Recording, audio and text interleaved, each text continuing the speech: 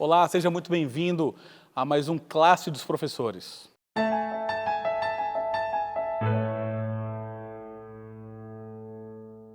E antes de iniciarmos, você que ainda não é inscrito no nosso canal, se inscreva, compartilhe, dê like, comente, nós vamos responder vocês e divulga para todo mundo. Para a gente iniciar essa lição, eu vou pedir ao pastor Rafael para ele nos levar em oração. Oremos. Santo e eterno Deus, muito obrigado pelo privilégio que temos de estudar a Tua Palavra. Nesse momento, Senhor, nós iremos recapitular um pouco a respeito da história do Teu povo. Por favor, Senhor, nos abençoe ao conhecer mais sobre esse Deus que transforma, que faz milagres. Por favor, nos abençoe ao estudar em nome de Jesus. Amém, Senhor. Amém. Bom, nós temos aqui o pastor Rafael, pastor auxiliar da igreja de Taguatinga. Temos o Alan, membro aqui da igreja do Lago Sul. Temos a irmã Vanessa, membro da igreja da Asa Norte. Sejam todos muito bem-vindos para a gente partilhar mais um momento desse do estudo da Palavra de Deus. E eu achei esse tema fantástico ser colocado na lição. O tema mais comentado de toda a Bíblia é o tema da redenção, do perdão. E acho que às vezes é um dos temas muito mais colocados de maneira oculta para as pessoas. Ninguém para estudar sobre isso. E pastor Rafael, me fala uma coisa. É claro que você é um pastor, você tem uma vida dedicada ao Senhor. Você, às vezes se nega a fazer coisas apenas para levar uma outra pessoa em erro, em tropeço. E você decidiu colocar tudo que você tem nas mãos de Deus por conta do ofício que você desenvolve, que é esse ofício santo. Mas com certeza você já pecou. Pelo menos eu imagino que sim. Se não, tenho certeza que até você morrer você vai pecar.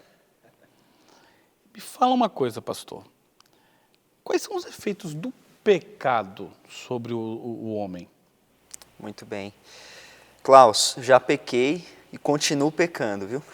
Só um detalhe, não precisa falar o que você pecou aqui. A gente agradece, pode manter com você e Deus, Ele sabe. Mas me fala quais são os efeitos dele na nossa vida. O pecado, ele afastou o homem de Deus. O que significa isso? Deus sempre quis estar no meio do povo dele. Sempre quis ter um relacionamento com o seu povo. Só que, quando nós pecamos e a gente se afasta de Deus, a gente faz aquilo que não agrada a Deus, nós nos envergonhamos, nós sentimos que fomos tão distantes que não podemos voltar. E o inimigo utiliza, essa arma, esse método para nos mostrar assim, olha, Klaus, você já foi longe demais, não tem como você voltar, Deus não vai te aceitar com esse teu pecado, sabe? As consequências foram duras demais. Então é isso que o pecado faz. Ele tira a imagem de Deus de nós, sabe? Ele começa a nos desfigurar. Legal, pastor. Assim, tá naquele campo mais filosófico. Me fala uma coisa de verdade. Deus perdoa qualquer pecado? Deus perdoa. De verdade? Deus perdoa todos os pecados. O único pecado que Deus não perdoa é a blasfêmia contra o Espírito Santo. Esse é o único pecado. E aí a gente sabe, que é quando o Espírito Santo tenta te mostrar o teu erro, tenta te ajudar, tenta fazer com que você se reconcilie com Deus e você o rejeita. Entende? Então é quando você está tão distante que você não quer mais mudar. Me fala outra coisa, pastor. O que é pecar? O que é pecado? Bom, de acordo com a Bíblia, pecado é transgressão da lei. Qual é a lei? A lei de Deus, os 10 mandamentos. E eu achei muito interessante que a lição ela trata essa questão do pecado, o pecado como rejeição a Deus. E é aquilo que vem dele, tudo que vem dele. Então, se eu sei, por exemplo, aqui, eu sei que eu devo colocar Deus em primeiro lugar, eu devo adorar apenas a Deus, Cara, eu vou fazer de tudo para que a minha vida seja de total adoração a Deus. Entende? Eu não vou procurar assim, eu vou adorar a Deus e outros deuses. Não, eu vou me direcionar a Ele, sabe? Toda a minha adoração. Vai ser diferente do povo de Israel, né? Que eles faziam sincretismo religioso. Eles misturavam o Deus Baal com o Deus de Israel. Era aquela situação. Mas, irmã Vanessa, isso acontece até hoje ainda, né? O sincretismo religioso e a gente acabar, como é que eu coloco? Diminuindo o poder da palavra de Deus. Né? Se pecado é a transgressão da lei de Deus, e obviamente não são só os 10 mandamentos, temos outros mandamentos na Bíblia, e aí eu te pergunto assim, você deve ter pecado, Vanessa? Todos. Você nasceu na igreja? Não. Você não é de uma família que já ia para a igreja? Me fala uma coisa, em que momento você decidiu, a gente fala de igreja, óbvio, uma personificação daquela entrega que você tem à pessoa de Jesus Cristo. E é quando você decide você ter mais um convívio maior com Deus. Sim. É aquele relacionamento que você realmente tem, que você leva a sério. Que momento, assim, quantos anos você tinha, porque você é muito nova ainda, mas em que momento você quis que isso fosse muito presente na sua vida? Olha, a compreensão que eu tinha, eu era muito pequena, tive convívio com várias religiões, quase todas as religiões possíveis. Eu, aos 8 anos, já sabia ler e escrever muito bem, e eu escrevia e lia muito, eu estudei muitas religiões. E quando eu entendi o que era o mal, eu queria entender por que existia o conflito entre o bem e o mal. Isso não saía da minha mente. Eu comecei a estudar, e aos 9 anos, eu encontrei na Bíblia o plano da redenção, onde eu me identifico como pecadora, mesmo aos 9 anos de idade. Aos 9 anos eu percebi que eu nasci em pecado e em pecado me concebeu minha mãe. Então, mesmo recém-nascido, eu sabia que eu já era uma pecadora e eu precisava dessa redenção. Então, ali eu entendi que eu queria viver para essa redenção porque eu queria realmente ser redimida em Deus. Eu tinha 9 anos. Foi quando eu lutei dentro de um contexto familiar contra o sincretismo religioso que o pastor acabou de dizer, que todas as religiões, ou que tudo poderia ser Deus e essas coisas todas. Eu tive que lutar com isso. E a única coisa que eu tinha, Klaus, naquele momento, e que eu fiquei durante muitos anos só estudando, foi só a Bíblia. Não tinha nenhum outro tipo de livro, nada, a não ser a própria Bíblia. E foi pela Bíblia que eu decidi realmente me encontrar com Jesus. Com 9 anos? 9 anos. E desde então, eu lembro do meu batismo até hoje, como se fosse um momento, para algumas pessoas podem ser segundos, que você entra ali nas águas batismais e levanta, né? No meu caso, pareceu que eu passei uma eternidade conversando com Deus. E Ele dizia para mim, agora que você recebeu a sua redenção, agora que você recebeu um chamado, a partir de hoje você vai ser minha pregadora. E desde os 9 anos eu prego a mensagem da redenção aonde eu vou. Uau, fantástico. Alan, fala para a gente mais um pouco sobre isso. Pecado, transgressão, todo mundo peca ou tem gente que acaba não pecando? De acordo com o texto bíblico, ele fala assim, todos pecaram e carecem da glória de Deus. É claro que quando a gente fala todos, aí a gente tem que colocar uma exceção aí, que foi a exceção do vencedor. Que é a única exceção. Que é a única exceção. Então, Alan, se eu perguntar assim, Buda pecou? Pecou. Qualquer outro grande líder, seja político, religioso, pecou. Maria, mãe de Jesus? Pecou. Pecou também? Sim. José? Pecou. Abraão? Pecou. José? Pecou. Daniel? Também. Foi para a Babilônia, mesmo que os textos bíblicos não comentem. Não fala qual é o pecado, mas a certeza que nós temos é que eles pecaram. A verdade é que algumas pessoas pecam mais que outras. Sim. Esses homens eram muito mais próximos de Deus, pecavam menos, mas pecaram. Pecaram. Eu acho que essa visão de pecar menos, pecar mais... Muito humana. Não é um conceito não é um conceito divino, porque Deus não nos olha pela quantidade de pecado ou deixar de pecar, não.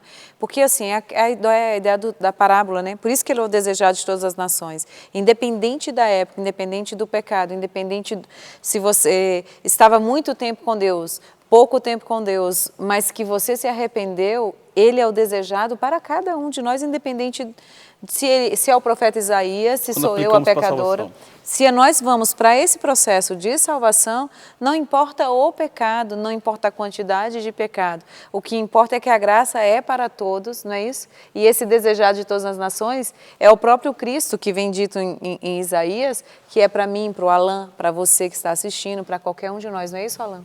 É interessante que você colocou que quando a gente coloca essa perspectiva de pecados maiores, menores, mais pecados, menos pecados, é porque a gente acaba colocando uma perspectiva também de, poxa, qual foi o tamanho da graça na vida daquela pessoa? É interessante o seguinte, quando a gente olha essa perspectiva de pecado, a gente muitas vezes quantifica e qualifica pecados, mas muitas vezes não é exatamente por causa da gravidade que esses pecados têm diante de Deus, mas por causa do tamanho que a graça que foi manifesta na vida daquela pessoa. Um exemplo que para mim é fantástico, um exemplo bíblico, Manassés. Manassés é um cara que ofereceu os filhos em sacrifício, ele fez muitas coisas, e o autor, Isaías, foi cerrado ao meio por Manassés. Então, aos olhos humanos, aos olhos da nossa perspectiva de graça, um cara como esse não tem salvação. Olha o que ele fez. Matou os filhos. Ele não estava nem aí para o povo, fez o povo cair na idolatria e ainda cerrou um dos maiores profetas que esse mundo já viu. Como é que esse cara... Mas aí a Bíblia fala, em um momento, houve a virada. Houve um momentos de transformação. E mesmo assim, Deus perdoou. E eu gosto dessa perspectiva porque a gente muitas vezes observa os personagens bíblicos como se fossem super-homens, fossem pessoas assim que estão acima do bem e do mal, que eles nunca erraram, nunca pecaram. Mas a Bíblia, na verdade, ela acaba mostrando mais claramente os pecados das pessoas para mostrar o quão abrangente e o quão profunda é a graça de Deus. E eu estou trazendo essa perspectiva aqui porque se nós olharmos para o lado, olharmos para o outro, nós vamos ver pecadores. E se olharmos para nós mesmos, vamos ver um pecador. Então, essa culpa que o pastor Rafael estava falando, que muitas vezes ele vem colocando na nossa cabeça, olha, você foi longe demais, não existe perdão. A Bíblia, ela vem o tempo inteiro dizendo, não é assim. Olha esse cara aqui parecia que não tinha mais nenhum tipo de esperança. E mesmo assim Deus foi para esse cara e esse cara foi perdoado. Agora, Alan, isso é para todo mundo? Isso é para um povo específico? Isso são para pessoas específicas? Deus escolhe quem Ele vai salvar? Opa. Nós temos tantas teorias, né? Ou isso é de maneira universal? Olha, eu posso completar você, Alan? Pode. Sabe, a graça, o pecado e a graça, o perdão de Deus e o pecado é a coisa mais democrática que você pode ter. Sabe por quê? Porque alcança todos, independente de status social, independente de credo, independente de qualquer coisa, alcança a todos. Cor, gênero, não importa. Na verdade, se a gente for falar de direitos humanos, se você entender o que é pecado e o que é graça, ele alcança, abrange a todos, por isso que é universal mesmo. Tem algo mais universal do que algo que você sabe que... É como o Alan trouxe, né? O Manassés não tinha possibilidade alguma. E quando você vem aqui, né, na lição de Isaías, toda a lição vem trazendo sempre aquela perspectiva do pecado, de tudo ruim. Se você for olhar para Manassés, como ele falou, é tudo muito ruim. Mas Isaías aqui está trazendo para a gente algo fantástico, que é o lado otimista do perdão e da graça, Perfeito. ou seja, está trazendo uma redenção para cada um de nós. Somos todos pecadores, independente de eu não ter cerrado ninguém ao meio, eu sou tal qual Manassés. Independente do Klaus estar aqui passando a lição aqui para vocês, ele é tal qual Manassés, ou até pior, nós todos somos. E independente disso, o perdão é para todos. A questão não está se o perdão é para quem que alguém escolhe. Na verdade, é nós que escolhemos aceitar. O perdão está dado. Aí, aonde entra, né, pastor Rafael? A nossa aceitação. Não é uma questão de Deus me dar ou deixar de dar. Deus já me deu, tá lá, na cruz, dado a todos nós, estou certa? Sim. Não é isso que diz aqui em Isaías? Está dado a todos nós, como o próprio Alan trouxe, que a profecia traz o que era naquele tempo e no tempo futuro. Mas a gente sabe que esse perdão é para todos. O problema nosso é a nossa aceitação. Agora, pastor, nós temos um ano aceitável do Senhor e temos também um dia da vingança dele. Que, na verdade, que é para todo mundo, mas a Bíblia fala que não são todos que receberão o dom da salvação. Exato. Explica isso para a gente rapidamente. É o seguinte, Deus é a favor que todos sejam salvos. Só que nem todos querem ser salvos, correto? O problema de Deus, queridos, não é contra os seus filhos. O problema de Deus é contra o mal. Então, se eu rejeito a Deus, se eu faço de tudo para viver longe dele, o mal vai persistir em mim. E um dia ele vai ter que ser jogado por terra. E aí vai vir o juízo do Senhor sobre mim, sobre o mal que está sobre mim, né, na minha frente. É uma escolha individual. É assim, exato. Só fazendo um acrescento, a gente muitas vezes não leva em consideração qual é a extensão do que Jesus fez na cruz por nós. Existe um motivo para a gente falar que essa é uma morte expiatória. Porque o que é expiação? É uma transferência de uma culpa de um ser para outro ser, de uma pessoa para outra pessoa. Quando nós lemos Isaías capítulo 53, um dos meus textos favoritos, nós vemos assim, ele foi traspassado pelas nossas transgressões, moídos pelas nossas iniquidades. O castigo que nos traz a paz estava sobre ele, e pelas suas pisaduras fomos sarados. O dia da vingança do Senhor não é nada mais, nada menos do que nós recebemos aquilo que o pecado já colocou em nós. Como Jesus foi traspassado pelas nossas transgressões, se eu não aceito a expiação que Ele está me oferecendo, Eu vou sofrer. eu vou ser traspassado pelas minhas transgressões. Se eu não aceito a expiação que Ele está me oferecendo, eu vou ser moído pelas minhas iniquidades. Então, eu nunca vou ter paz, porque o castigo que nos traz a paz estava sobre Ele. Então, eu não vou ter paz. Nós estamos vendo a ideia de consequência quando nós estamos falando de dia da vingança. É interessante que quando a gente coloca a palavra em hebraico, ela não quer dizer uma vingança como a gente vê na palavra em português. A gente, na verdade, está vendo um conceito relacionado às consequências dos nossos atos, que aparentemente Deus imputa, como foi com Jó, que Deus era culpado pelo que Jó sofreu, mas só que, na verdade, a gente está enfrentando aquilo que já nos estava colocado por causa do nosso pecado. Perfeito. Então, Jesus Cristo é maravilhoso, mas a escolha ao final de estar ao lado dele é nossa. Até porque Deus não nos forçaria nada, não é isso? Pastor Rafael, você faz oração final para a gente também? Oremos. Senhor, muito obrigado por ter morrido na cruz do Calvário por cada um de nós e por ter nos salvado da condenação do pecado. Por favor, nos perdoe, nos abençoe agora, nos ajude a mostrar para as outras pessoas esse amor, essa graça que perdoa e nos dá uma nova oportunidade. Permaneça conosco, em nome de Jesus. Amém. Amém. Amém. Muito obrigado por você ter nos assistido, que tenha sido feito muita diferença na sua vida. Jesus Cristo esteja nos lares de todos vocês. Até a nossa próxima lição aqui no Classe dos Professores.